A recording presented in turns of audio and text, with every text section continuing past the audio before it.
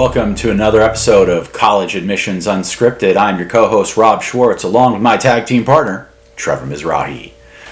We are talking extracurricular development today. This is a big, important topic. This is something that I can tell you our students are paying very close attention to, and they're recognizing that as we kind of look at the spectrum of the values that colleges look at, we're looking at curriculum, we're looking at grades, maybe we're looking at standardized testing, maybe we're looking at essays, and then we get to the extracurricular development. The reason I have always put so much emphasis on extracurricular development actually has very little to do with the colleges and everything to do with the student. The whole notion of, who am I and what do I care about and what am I interested in and why am I interested in it and what am I hoping to do in college and beyond? This is where the extracurricular development helps unlock so many of these different questions and helps us better figure out who we are and what we want and why we want it.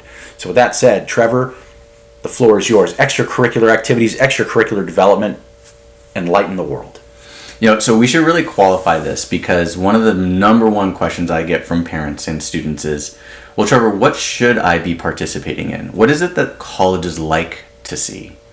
And I kind of sit back and I wonder, how boring would a college campus look like if every single student did the exact same thing just because they wanted to impress a college admissions rep? It really just comes down to, what are you passionate about? You as a student, are you the kind of student who maybe at night likes to doodle or draw or podcast, or do you like to look at anime and maybe really break that down? Whatever that interest is for you as an individual, pursue that, because even colleges will look at someone who works at Jersey Mike's making the best hoagie sandwiches, likes to see that type of dedication and a craft that they can stay dedicated to. This is all about figuring you out, and so there is no generic plan. Everything is crafted to the individual, and I always address my families with two very, very simple questions. Are you doing what you love? Are you putting your heart and soul into this? Are you really going to dedicate yourself to doing whatever it is as well as you can do it? Or are you simply checking a box for an institution? I was in 5 clubs that I occasionally attended and didn't really care much about, but I can say I did those things. You're not going to move the needle nearly as much as you think you're going to move the needle. Do 2 or 3 of those 5 things, but do them really well, and you really care about them. You will grow as a person, which is going to make you a better candidate, which is going to increase your chances of getting in. The second thing that I really value is making sure that every one of my students, at least once, preferably more, but at least once every year, is doing something to better help them understand what they want to do in their future. So when a student says, I don't know what I want to major in college, totally normal, totally healthy. And by the way, for the 15, 16, 17-year-old students watching this thinking, like, everyone I know knows exactly what they're going to do in their future, and I'd have no idea. That's BS. Everyone does not know what they're doing. As a matter of fact, it's really weird when you're 15, 16, 17 to actually have a good grasp on what you're hoping to accomplish and actually make it happen. I'd peg it in the 1% to 2% range. So take the time in these extracurricular developments to really figure out, do I really want to be an engineer? Do I really want to be a computer scientist? Do I really want to be a psychologist? Do I really want to work in business? Get your hands dirty. Try some of these experiences. Do an online class. Do a summer program. Get an internship or a job shadowing opportunity. Get a sense of what will my life be like if I do this, and talk to people who actually know what they're talking about. Only then will you come to find you know who you are. And if you try it and you love it, you verified the interest. If you try it and you think it sucks, great, you vilified the interest. Go in another direction. You have not caused any harm to yourself or your college application, but you now know concretely, I don't want to do that. And that's really valuable. So if you're the family who's maybe put some money aside into a college savings plan and want to utilize some of those funds for a summer program, maybe there's a Stanford program where it's a residential campus program where they could stay there for a week and you're going to spend $9,000. Not necessarily going to get you into Stanford. So the assumption a lot of the times is, if I can do a summer program here, it's a one step closer to me getting my child into that university. Not the case. I once had a student who went to Texas to visit his grandpa on a lake, and he actually helped him work on a Zodiac boat, and put some of the pieces together on this old motor that just wasn't working right for a long time, and just helped his grandpa kind of bring it back to life. That was one of the biggest pieces he actually talked about in his college essay. Not something planned, little extemporaneous, and just something that he did with his grandparent, but a really cool story that he was able to dive into and show why he was passionate about working with his hands and doing something mechanical. What you're going to find is those interesting narratives and interesting experiences make interesting candidates. As people who frequently talk to admissions reps, and we're going to talk to one in just a minute, that's exactly what they're looking for. They want interesting people with interesting experiences. And if you as a student can accomplish that, if you can say, hey, I am one of those really interesting students and I have really interesting experiences, it says you have a lot to contribute to that campus and that community, and you're far more likely to get into those places rather than having a laundry list of I did this and I did this and I did this and I did this, but none of them really moved you or motivated you. So be mindful of your time. You only have so much. Choose wisely. And by the way, having the title of president of XYZ club on your high school campus doesn't necessarily impress the college admissions people all too much. They know that sometimes it's just a title, and maybe you didn't really participate all too much in it.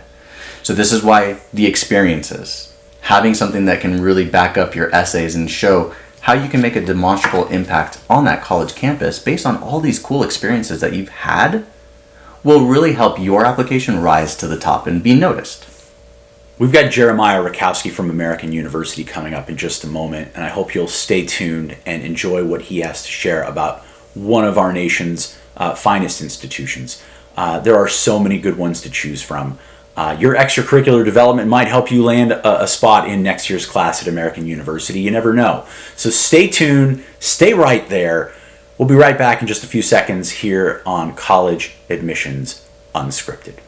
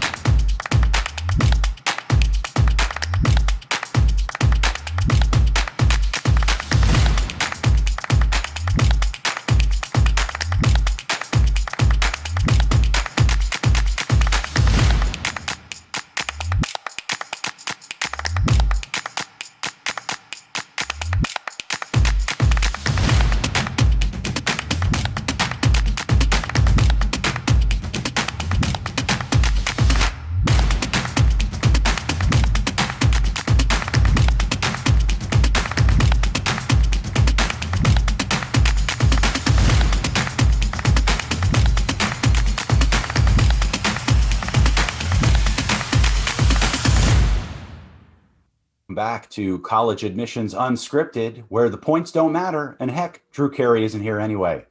I'm Rob Schwartz, along with Trevor Mizrahi, and we are joined by our special guest this segment, who is Jeremiah Rakowski, Regional Assistant Director of Admissions at American University. Jeremiah, thank you so much for joining us today. Hey, Rob. Hey, Trevor. Thanks for having me. We are glad to have you, and let's go ahead and kick things off by just giving us a sense of what is it that makes American University such a special place for you and obviously for our students here in California? Yeah, it's a good question. I feel like there's kind of multiple layers to it that I could talk about, but there's kind of two defining things. It's the university and what we're known for, but it's also the city of Washington, D.C. That is truly our single biggest advantage as a college, is the ability to use Washington, D.C. as really an extension of our laboratory for learning. We are in Washington, D.C., and 4 miles from the White House, minutes from kind of the main hustle and bustle of that great city. But we also provide students a traditional, comfortable, safe campus in a private neighborhood in the best part of the city. I like to tell families that we're kind of like the Goldilocks of schools in Washington, D.C. for students in that way. If you've envisioned kind of a traditional campus experience and all that comes with that, everything from, traditional housing for 4 years if you want it, sororities, fraternities, clubs, organizations, athletics, American can provide all that. But if you're also looking for more of an urban environment around you where there's lots of things to do, great public transportation, professional opportunities with internships, the ability to eat around the world because of the diversity of the region, Washington, D.C. has all of that and more. One of my favorite things about American is we're the only college in the entire DC metro region, and have been for the last 4 years, that provides students with an unlimited Metro card pass called our U-Pass. It's an agreement that we have with the Washington Metropolitan Transit Authority, and AU students are the only folks in the DC region that get unlimited use of both the bus and the Metro system. So when we talk about how we provide students access and the ability to use Washington, D.C. to its fullest extent for, nightlife, social life, professional experiences, that kind of stuff. We kind of walk the walk by providing them that unlimited use card as well. And trust me, as someone that used to live in D.C. for 10 years, that has many adults that use Metro every day and pay that expense, they're getting a heck of a deal, and we're jealous of the students and their unlimited access of that region too. So there's a lot of things to like, but that's definitely one of them, DC, and it's the use. But the university itself, I also think is a special place.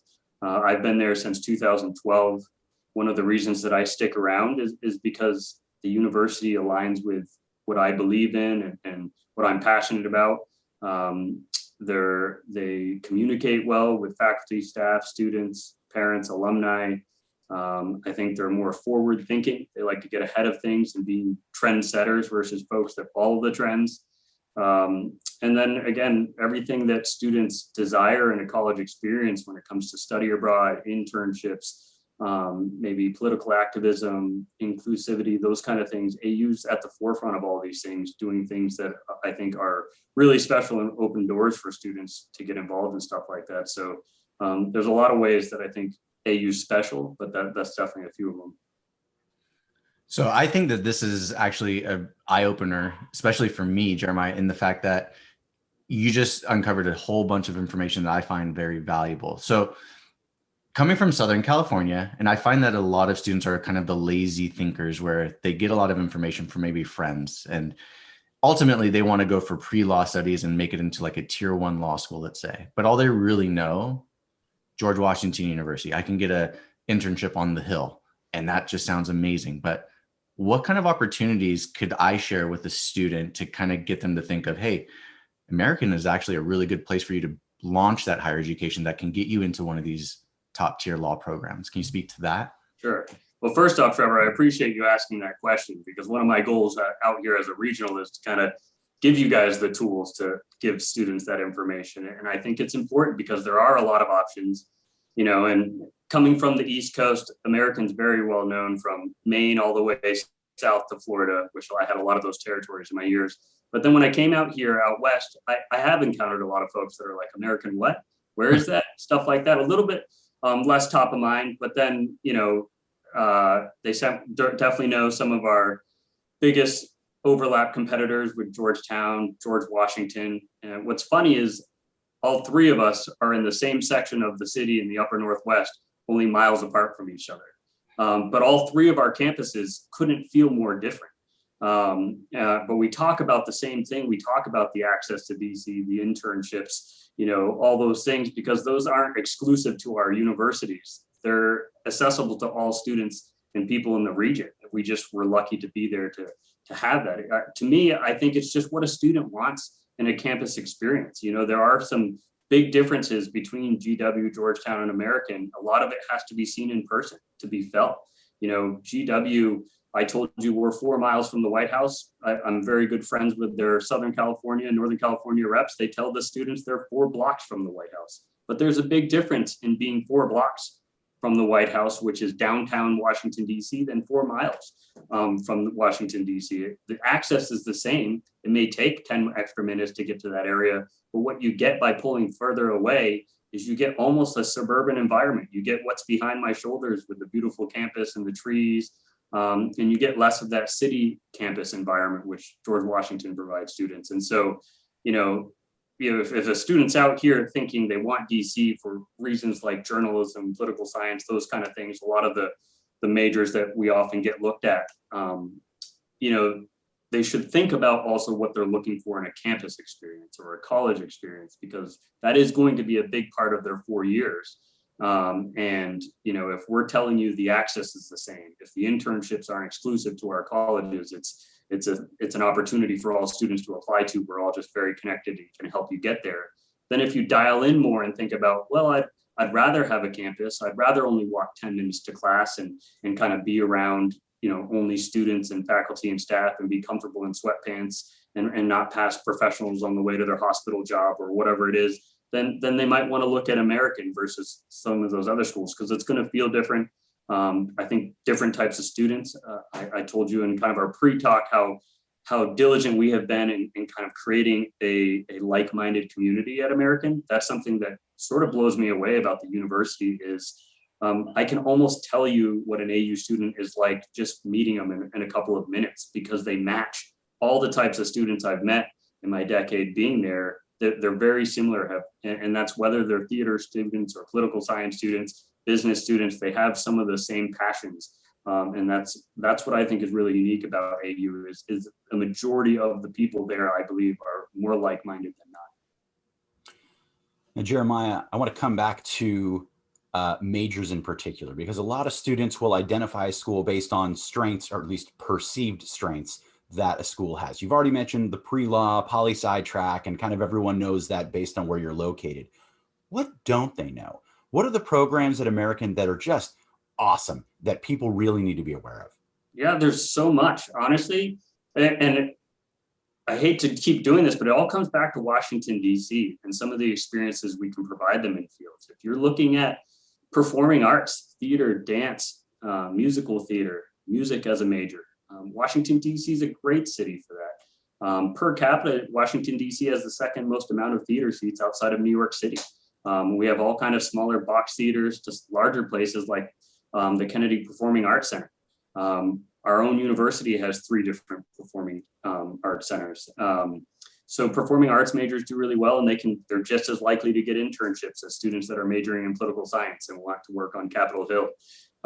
Science majors do really well at AU, and sciences in general, the STEM fields, is where American in the past 5 years has put a majority of our money.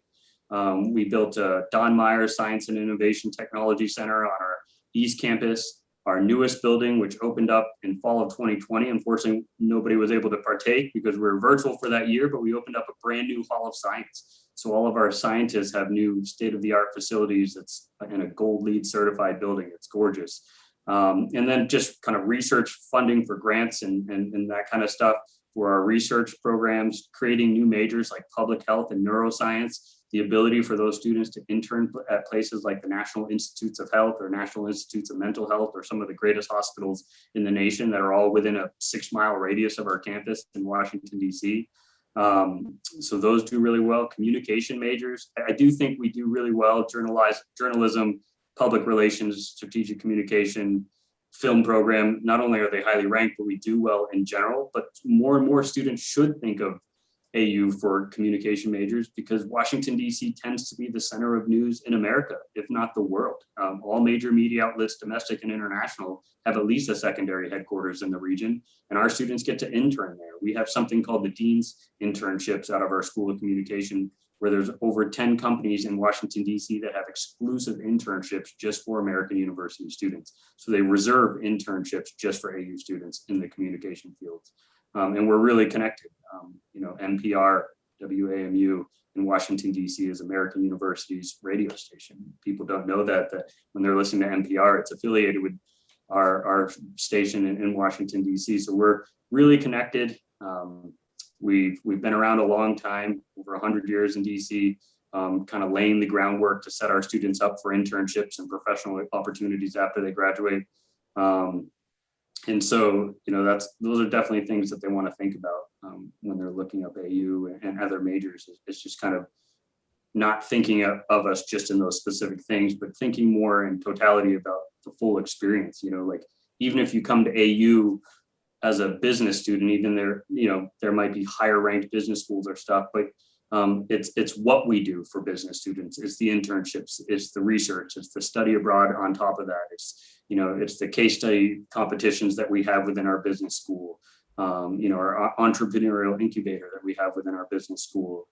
So for each major that we have, the resources are the same, and the kind of the focus on providing them opportunities to be successful and build their resume so that they're more competitive when they graduate and applying to jobs. That doesn't change from major to major, and it's not exclusive to our best majors. It's when we're talking about all those things, it's for everybody that's interested in AU and the types of majors we have.